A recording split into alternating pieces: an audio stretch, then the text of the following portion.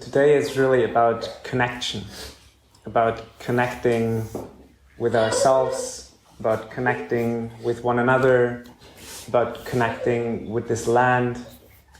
And we'll start with connecting with the theme of re-edening.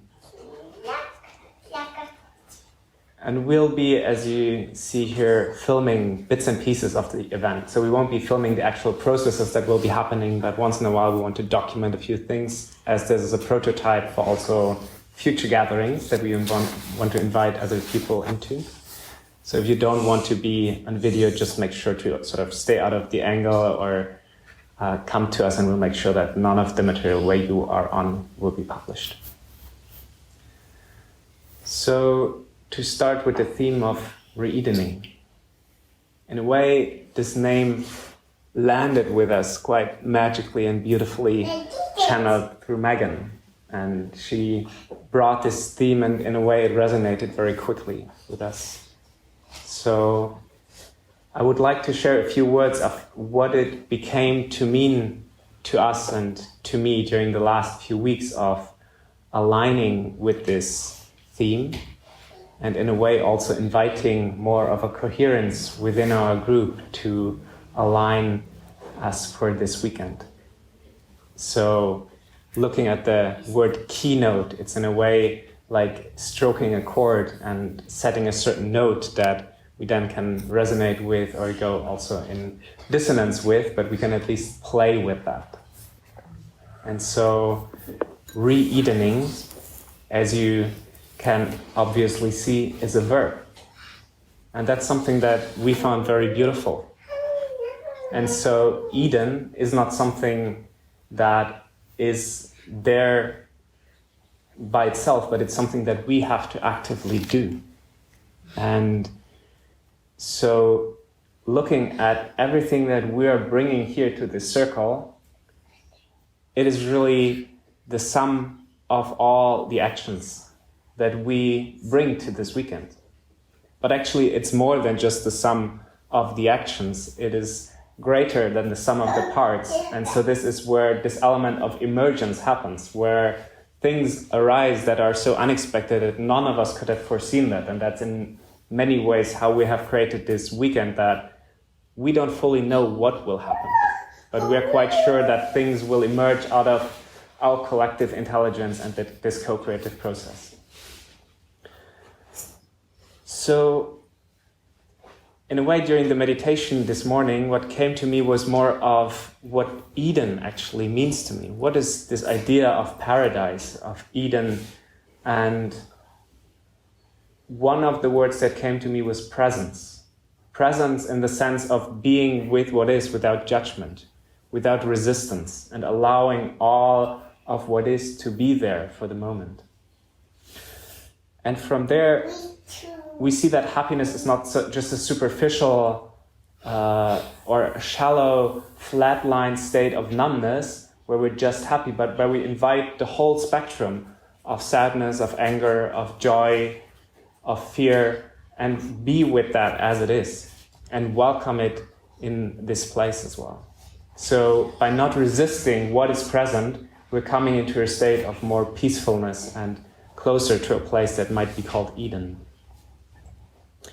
And so the other word next to presence that came to me was abundance. And abundance also not just in a materialistic sense as we're taught by capitalism to achieve abundance in our life, but on all levels. So what would it mean for us to have relational abundance, emotional abundance, sexual abundance, also material abundance, but also spiritual abundance and all other areas of life? So following this definition of Eden, of being there with presence, with what is, and enjoying the abundance, looking at the world that we're living in today, what also became very apparent to me is the necessity of looking at our relationship to land, our relationship to organizations, to institutions, and particularly the idea of private property. So in our Western culture, since a few decades, we have, in a way, abandoned or abolished the idea of slavery.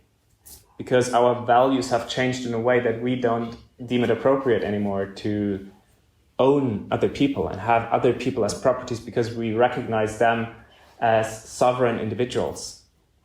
But somehow we still have the idea that individual humans can own a company, or that they can own a piece of land or a lake or a garden or a house.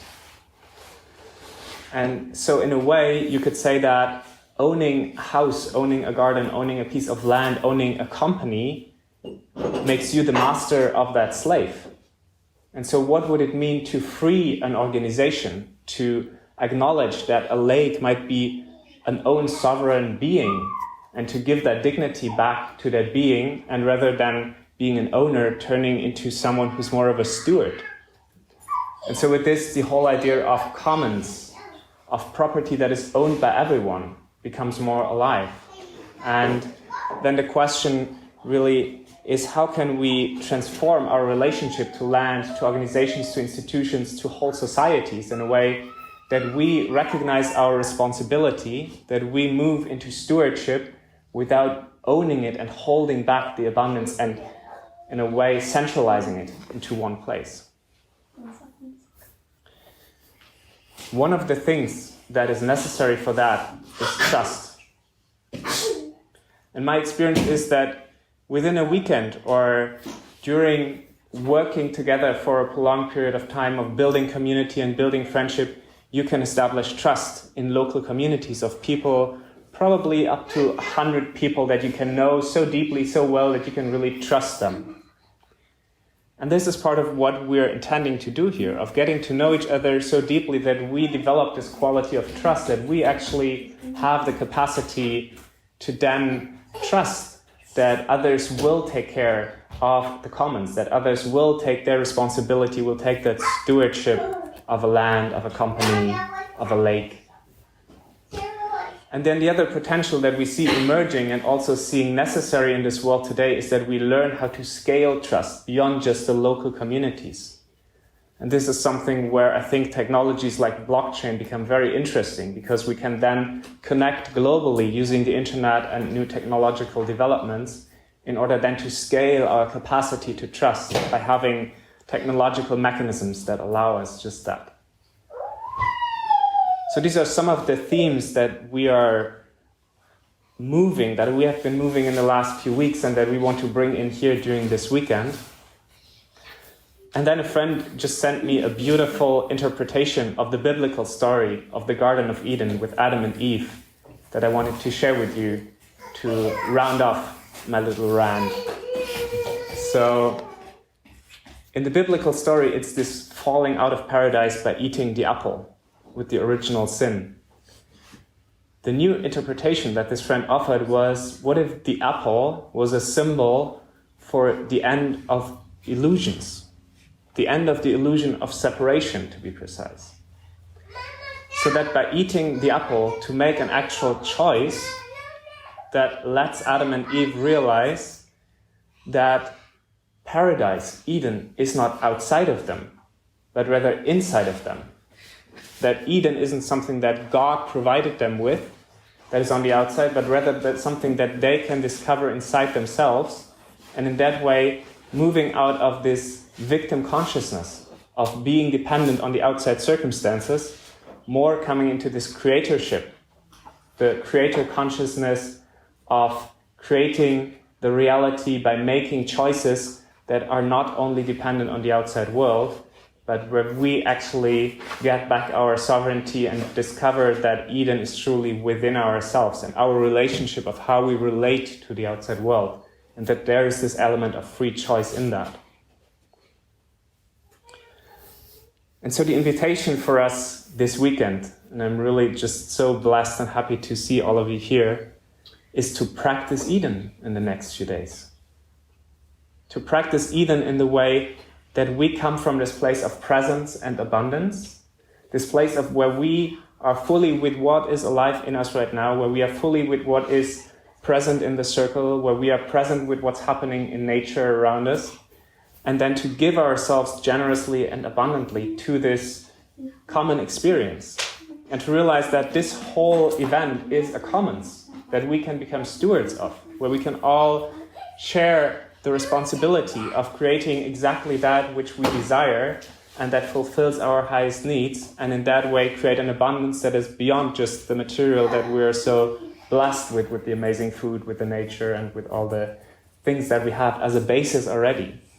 So we can dive into that and recognize that we can discover Eden within us, and in that way create Eden outside of us as well.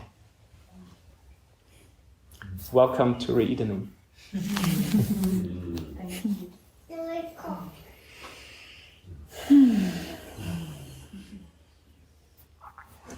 Thank you, Jonathan. I'm going to pick up from there and start from the spot where the apple and the story of Adam and Eve, and how we can be reinterpreted as actually realizing that we're not separate from the Garden of Eden. And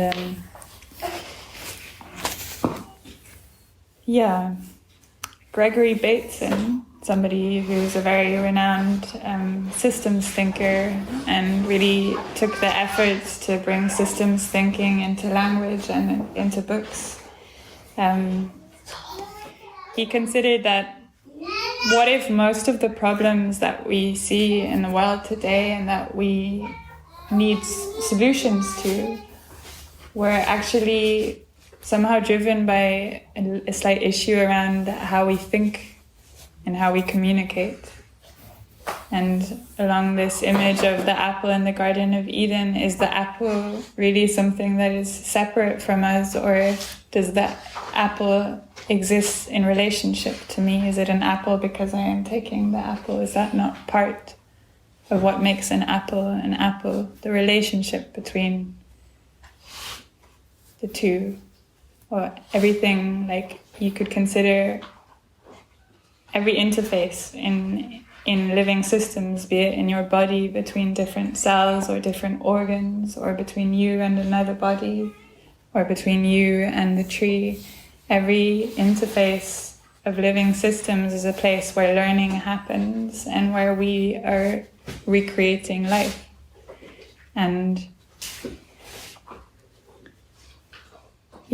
this is part of how I am calling in the theme of re-Edening, in the sense of, or not me, sorry, more in the sense of the program and what we've brought together with the warm data and the glass bead game and different aspects are all about opening a space in which we can really have an attempt of doing this kind of thinking together, of sharing perceptions, of learning together, and not so much looking at the apple and trying to understand what the apple is, but actually sort of talking with the apple or engaging with the apple in an imagery.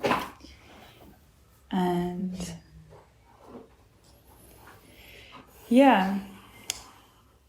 another aspect of the program of this weekend is that we acknowledge that we're in pretty confusing times. There's a lot of change happening very rapidly, and we're asked to sort of respond and organize and communicate in a sort of way that we're maybe not quite used to.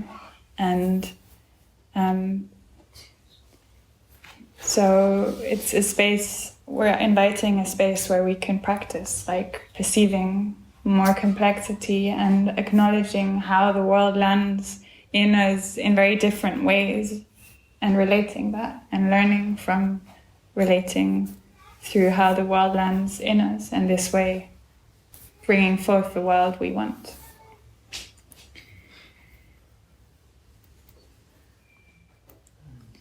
And then another theme of this weekend is sort of realizing that our bodies are actually nature, right? So we are made of everything that is around us, and to really also acknowledge through embodiment practices and dance and music,